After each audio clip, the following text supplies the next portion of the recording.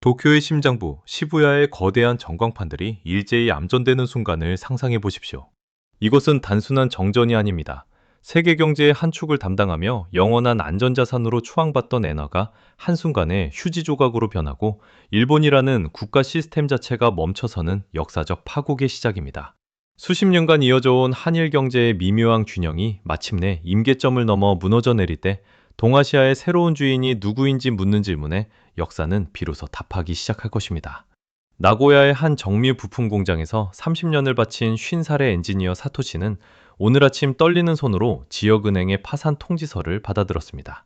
평생을 성실하게 일하며 쌓아온 퇴직금과 저축이 단 한 줄의 문구와 함께 공중으로 분해되었습니다. 사토시가 마주한 이 풍경은 일본 전역에서 벌어질 거대한 연쇄도산의 첫 번째 도미노에 불과합니다. 일본의 국가부채는 이미 감당할 수 있는 수준을 넘어섰고 그동안 일본이라는 이름 하나로 유지되던 신뢰의 뚝이 터져버린 것입니다. 결정적인 타격은 예고 없이 찾아온 사이버 공격이었습니다. 일본 중앙은행의 전산망이 마비되면서 전국적인 결제 시스템이 멈췄고 아날로그 사회에 안주하던 일본은 대응 체력을 상실했습니다. 신주쿠의 ATM 기기 앞에는 분노한 시민들이 길게 줄을 섰지만 기계는 아무런 대답이 없습니다. 사람들은 다시 현금을 찾으려 혈안이 되었지만 시장에서 엔화의 가치는 하룻밤 사이에 반토막이 났습니다. 어제 100엔이었던 물건이 오늘 200엔, 300엔으로 치솟는 초인플레이션이 열도를 덮쳤습니다. 이것은 단순한 금융위기가 아닙니다. 일본이라는 브랜드의 종말입니다. 세상의 자본은 차갑고 냉혹합니다. 일본 열도가 침몰하기 시작하자 전 세계의 투자자들은 가장 안전하고 효율적인 대체지를 찾아 시선을 돌렸습니다. 그리고 그 시선이 멈춘 곳은 바로 동해 건너편, 대한민국입니다. 월스트리트의 건물들은 이제 도쿄가 아닌 서울을 폭풍우 속의 유일한 피난처라 부르기 시작했습니다. 수십 년간 일본의 그림자에 가려져 있던 대한민국이 동아시아 경제의 새로운 방파제로 부상하는 순간입니다. 도장과 팩스, 종이문서에 얽매여 위기 상황에서 아무런 대처도 하지 못한 일본의 아날로그 함정은 그들의 몰락을 가속화했습니다. 반면 모든 시스템이 디지털로 연결되고 초고속 인프라를 갖춘 대한민국의 하이퍼 디지털 환경은 위기 속에서 빛을 발했습니다. 전 세계 자본이 도쿄 거래소를 탈출해 서울로 몰려들면서 원화의 가치는 수직 상승하기 시작합니다. 투자자들은 더 이상 엔화를 믿지 않습니다. 그들은 대한민국의 반도체 공장이 멈추지 않는 한 원화가 가장 확실한 담보라고 확신하게 된 것입니다. 서울 여의도에서 근무하는 젊은 트레이더 이민호 씨는 자신의 모니터 화면이 온통 초록색 상승 곡선으로 도배되는 것을 목격합니다. 전 세계 시장이 공포에 빠진 순간에도 대한민국의 주식시장만은 유례없는 폭등을 기록합니다. 이는 단순히 숫자의 변화가 아닙니다. 지난 100년 가까이 유지되어 온 동아시아의 서열이 완전히 뒤바뀌었음을 알리는 신호탄입니다. 일본의 엔화 가치가 폭락하고 국가 부도가 현실화되는 아비규환 속에서도 전 세계는 대한민국의 반도체와 배터리 공급망에 매달릴 수밖에 없습니다. 기술의 지형도 완전히 재편됩니다. 전 세계 스마트폰과 가전제품의 핵심이었던 일본산 부품 공급이 끊기자 시장은 패닉에 빠졌습니다. 아이폰에 들어가는 핵심 이미지 센서와 카메라 모듈을 생산하던 일본 기업들이 가동을 멈췄을 때 세계는 질문했습니다. 이제 누가 이 공백을 메울 것인가? 그 해답은 도쿄에서 서쪽으로 1000km 떨어진 대한민국의 첨단 산업단지에 있었습니다. 일본의 독점적 지위가 무너진 자리를 대한민국 기업들이 무서운 속도로 잠식하기 시작한 것입니다. 이것은 단순한 시장 점유율의 이동이 아닙니다. 산업 생태계의 포식자가 바뀌었음을 의미합니다. 과거 대한민국이 일본의 기술을 배우기 위해 고개를 숙였던 시대는 완전히 끝났습니다. 이제는 일본의 인류 엔지니어들이 생존을 위해 대한민국 기업에 문을 두드리기 시작합니다. 평생을 바친 직장이 사라진 일본의 숙련된 기술자들에게 대한민국은 유일한 기회의 땅이 되었습니다. 기술의 원천이라 자부하던 일본의 노하우가 원화의 강력한 구매력 앞에 하나둘씩 서울로 이전되기 시작합니다. 대한민국의 거대 기업들은 이제 방어자가 아닌 공격자가 되어 일본 시장으로 진입합니다. 한때 우러러보던 일본의 상징적인 브랜드들이 헐값에 매물로 나오기 시작하고 삼성전자가 소니의 이미지 센서 사업부를 인수하며 현대자동차가 도요타의 핵심 생산 라인을 흡수하는 시나리오는 더 이상 상상이 아닌 현실로 다가옵니다. 일본의 기술적 유산과 대한민국의 경영 효율성이 결합하는 이 거대한 통합은 전 세계 경제계에 K-스탠다드의 시대가 도래했음을 선포하는 것과 같습니다. 일본 열도에 흐르던 디지털 혈액이 멈추고 그 자리를 대한민국의 시스템이 채우기 시작하면서 동아시아의 심장은 이제 서울에서 박동합니다. 화폐의 가치가 뒤바뀌고 기업의 주인이 바뀌며 인재의 흐름이 반전되는 이 대격동의 시간 속에서 우리는 역사상 한 번도 경험하지 못한 새로운 권력의 탄생을 목격하고 있습니다. 하지만 이 승리의 축배 뒤에는 우리가 아직 알지 못하는 더 거대하고 위험한 지정학적 지각 변동이 기다리고 있습니다. 일본이라는 거대한 방파제가 사라진 태평양에서 대한민국은 이제 홀로 거친 파도를 맞이해야 할 운명에 처하게 된 것입니다. 이제 동아시아의 지정학적 지도는 일본의 몰락과 함께 거대한 경랑 속으로 빠져듭니다. 일본의 해상자위대가 예산 부족과 국가 부도로 인해 태평양에서의 활동 범위를 축소하자 그 거대한 권력의 진공 상태를 채우기 위해 전 세계의 시선이 한반도로 집중됩니다. 미국 워싱턴의 펜타곤은 냉혹한 결단을 내립니다. 더 이상 침몰하는 항공모함인 일본의 아시아 안보의 운명을 맡길 수 없다는 판단입니다. 미일 동맹의 경고함은 일본의 경제적 뒷받침이 있을 때만 유효했습니다. 이제 미국의 아시아 전략 핵심 기지는 요코스카와 오키나와를 떠나 세계 최대 규모의 해외 미군 기지인 대한민국 평택과 오산으로 완전히 이전됩니다. 동해와 남중국해를 잇는 해상교통로의 주도권이 대한민국의 손으로 넘어오는 순간입니다. 과거 일본의 요코스카항에 정박하던 미국의 원자력 항공모함 전단이 이제는 부산항과 제주 해군기지에 상시 주둔하며 대한민국의 해군력과 함께 연합전력을 구성합니다. 대한민국은 이제 미국의 단순한 동맹국을 넘어 태평양의 안보를 책임지는 유일한 보루이자 불침의 요새로 격상되었습니다. 이러한 국제정세의 변화는 대한민국에 상상할 수 없는 외교적 레버리지를 부여합니다. 대한민국 대통령이 백악관의 가장 중요한 파트너로 초청받고 서울이 사실상 동아시아의 정치적 수도 역할을 수행하게 된 것입니다. 하지만 패권의 이동은 달콤한 전리품만을 가져다 주지 않습니다. 일본이라는 반파제가 사라지자 대한민국은 이제 중국과 러시아라는 거대 강국과 직접적으로 정면 승부해야 하는 날선 긴장감 속에 놓이게 되었습니다. 과거 일본이 짊어지던 대륙 세력의 압박을 이제는 온몸으로 받아내야 합니다. 서해와 남해에서의 잦은 군사적 충돌 위기, 그리고 보이지 않는 사이버 전쟁은 대한민국의 경제력 못지않은 강력한 군사적 결단과 막대한 국방 예산 지출을 강요합니다. 승자의 자리는 결코 편안한 침대가 아니라 매 순간 생존을 고민해야 하는 가시방석과 같습니다. 이 거대한 대격변 속에서 가장 비극적이고도 충격적인 장면은 바로 일본인의 경제적 난민화입니다. 한때 전 세계를 호령하던 일본의 인류인재들이 이제는 생존을 위해 현해탄을 건너 대한민국으로 향합니다. 나고야의 공장에서 쫓겨난 사토시와 같은 숙련된 엔지니어들은 이제 경기도 평택이나 용인의 반도체 클러스터 근처 식당에서 서툰 한국말로 주문을 받거나 중소기업의 생산 라인에서 밤샘 근무를 하며 고국에 남은 가족들에게 원화를 송금합니다. 인천과 부산항에는 일자리를 찾아 배를 타고 건너온 일본인들로 인산인해를 이루고 한국 도심 곳곳에는 리틀 도쿄라 불리는 일본인 집단 거주지가 형성됩니다. 과거의 가해자와 피해자라는 프레임은 이제 역사 속으로 사라지고 보호자와 피보호자라는 새로운 위계 질서가 잔인하게 정립됩니다.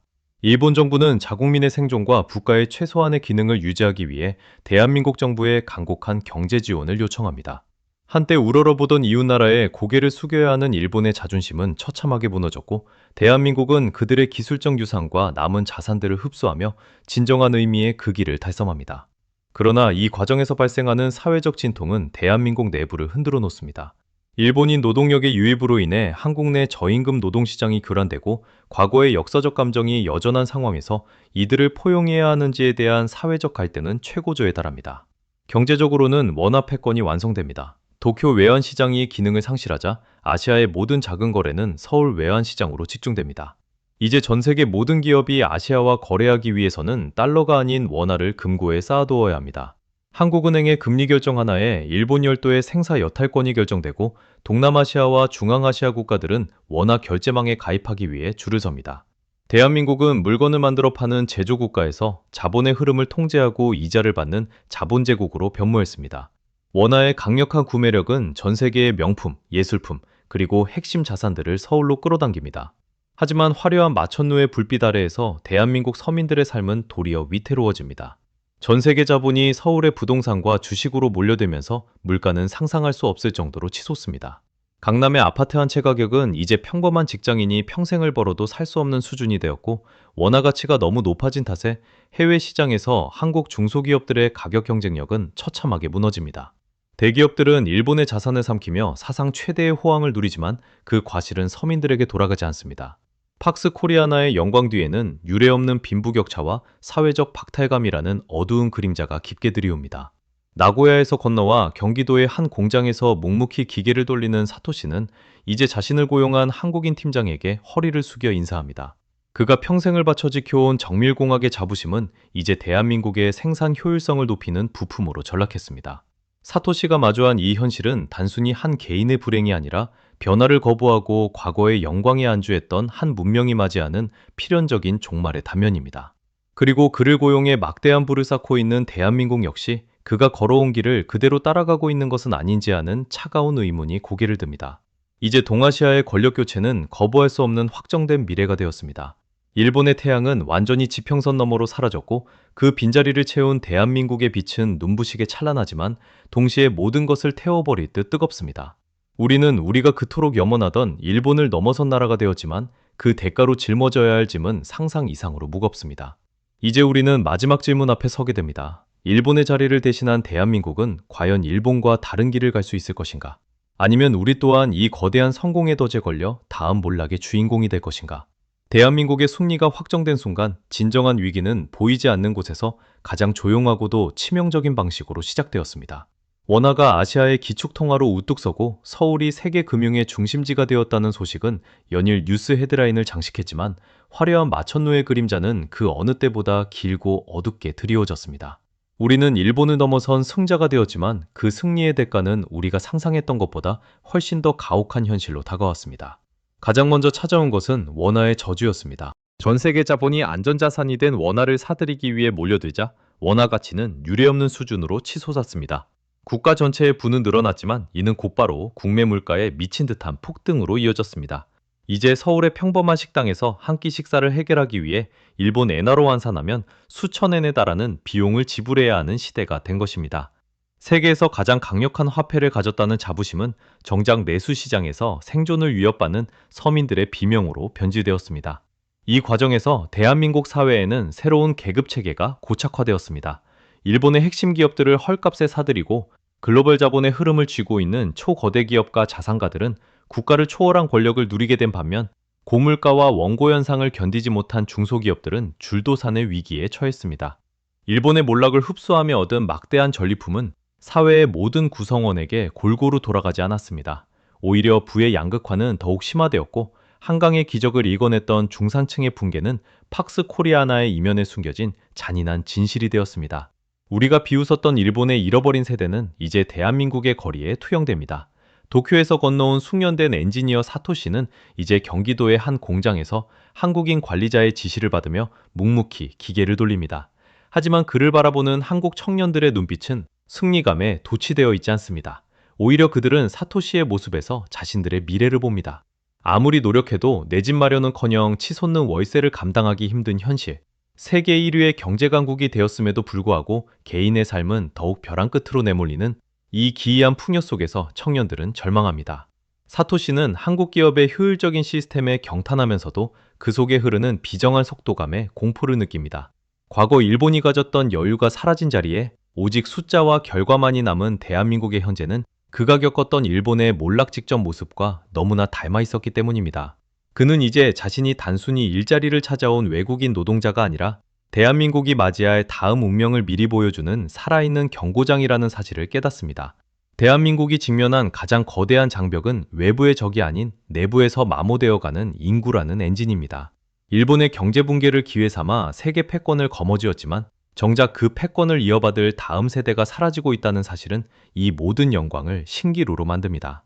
일본의 노령화를 비웃으며 우리는 더 젊고 역동적이라 자부했지만 승자의 자리에 오른 순간 우리가 마주한 성적표는 일본보다 훨씬 더 처참한 출산율 지표였습니다. 반도체 패권과 강력한 원화 권력도 아이들의 울음소리가 멈춘 나라를 지탱할 수는 없습니다. 이제 우리는 일본의 전례를 단순히 타산지석으로 삼는 단계를 넘어 생존을 위한 근본적인 체질 개선을 강요받고 있습니다. 일본이 실패했던 지점, 즉 변화를 거부하고 기득권의 안위만을 위해 시스템을 고착화했던 그 길을 우리 역시 걷고 있는 것은 아닌지 뼈저리게 되돌아봐야 합니다. 일본의 몰락은 우리에게 천문학적인 불을 안겨주었지만 동시에 지속 가능한 번영이라는 인류 역사상 가장 어려운 숙제를 함께 던져주었습니다. 승리에 취해 오만함에 빠지는 순간 역사의 수레바퀴는 일본을 집어삼켰던 그 구렁텅이로 우리를 다시 끌어내릴 것입니다. 이 평행 세계의 끝에서 우리는 깨닫습니다. 진정한 강국은 단순히 옆 나라의 불행을 딛고 일어서는 나라가 아니라 그 불행을 거울 삼아 스스로를 혁신하는 나라라는 사실을 말입니다. 일본의 태양은 졌고 대한민국의 시간은 시작되었지만 이 시간의 주인으로 남기 위해서는 우리가 그토록 지키려 했던 낡은 틀을 깨부수어야 합니다. 단일 민족이라는 환상, 성과 중심의 비정한 경쟁, 그리고 승자 독식의 경제 구조를 극복하지 못한다면 대한민국의 찬란한 마천루는 머지않아 도쿄의 슬럼화된 거리처럼 변해갈 것입니다. 역사는 우리에게 동아시아의 맹주라는 거대한 기회를 주었습니다. 하지만 이 기회는 독이 든 성배와 같습니다. 일본의 몰락이라는 자양분을 섭취하며 성장한 대한민국이 이제는 그 독을 스스로 정화하고 새로운 문명의 대안을 제시해야 할 때입니다. 우리가 걸어가는 이 길은 이제 누구도 가보지 않은 길입니다. 앞서가던 일본이라는 길잡이가 사라진 세상에서 우리는 스스로 지도를 그리고 스스로 책임을 져야 하는 고독한 선두주자의 무게를 견뎌내야 합니다. 태양은 다시 떠오릅니다. 그러나 그 빛이 비추는 풍경이 승리의 창가로 가득할지 아니면 소멸해가는 제국의 마지막 불꽃이 될지는 지금 이 순간 우리의 선택에 달려 있습니다. 일본의 몰락은 끝이 아니라 대한민국이 진정한 시험대에 올랐음을 알리는 서막일 뿐입니다. 여러분은 이 거대한 역전의 드라마 뒤에 숨겨진 차가운 진실을 마주할 준비가 되셨습니까? 우리가 만든 이 풍요가 과연 우리의 다음 세대에게도 축복이 될 수 있을까요? 대한민국이 일본의 자리를 넘어선 지금 진정한 팍스 코리아나를 위해 우리가 당장 버려야 할 것은 무엇일까요? 여러분의 날카로운 통찰과 의견을 기다립니다. 이 시나리오가 단순한 상상에 그칠지 아니면 우리가 반드시 극복해야 할 미래의 예고편이 될지는 오직 우리의 행동에 달려 있습니다. 지금 댓글로 여러분의 생각을 공유하고 새로운 시대를 위한 논의에 동참해 주십시오. 대한민국의 미래는 이제 우리 모두의 손끝에서 다시 쓰여지기 시작합니다.